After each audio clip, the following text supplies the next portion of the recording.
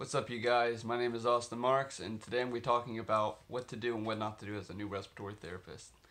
So I've been a respiratory therapist for approximately 3 months now, so I've been in your shoes. I'm just fresh out of school, and these are my tips on things to do and not to do. So I think the biggest thing is to know your limits.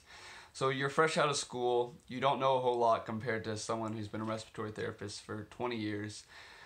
So if you're not comfortable doing something, go ahead and ask for help, because we're dealing with patients' lives here, so you make a wrong move and it could end badly.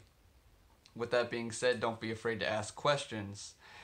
Ask your lead therapist. They're most times going to like you if you ask questions more compared to someone who just kind of does their thing and just sits there all quiet. Ask questions. Get to know things about your hospital, the protocols, what they do for different diseases, things of that sort. Next thing is talk to your coworkers, such as other respiratory therapists, doctors, nurses, PAs, anyone who you may be interacting with. That way you have a total knowledge of your patient's care. That way you know what's going on. For example, if you don't know they're going to CT tomorrow, how can you let the next therapist know and be prepared for that? Next thing is don't be afraid to ask for help.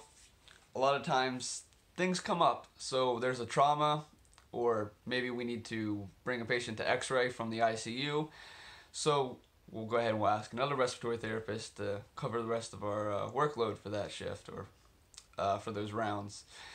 We like to always pick each other up, that way we all get done around the same time, that way no one is dragging behind. So if you get stuck or you feel like you're drowning, don't be afraid to ask for help as a new respiratory therapist, because sometimes it can be a little overwhelming, especially being in a new environment around new people and just getting used to things. Next thing is learn from your mistakes. I've done it. Every respiratory therapist has done it. Everyone in the healthcare field has done it. We all make mistakes. We're all humans, but just learn from them and do better the next time. Next thing I can say is be confident. I mean, you're fresh out of school, everything's new, as I said. However, my respiratory therapist program taught me well, and you just gotta be confident in your abilities. I remember the first time that I had a trauma patient come in, and I was at the head of the bedside with the ventilator, anesthesiologist intubated, and I was there. I was kind of poofing myself a little bit, but I mean, I didn't know the respiratory therapist right beside me. That goes back to knowing your limits.